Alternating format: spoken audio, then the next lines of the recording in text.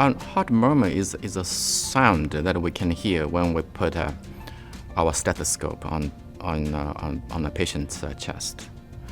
It's usually an indication that there's a turbulence in the blood flow across the valves in the heart.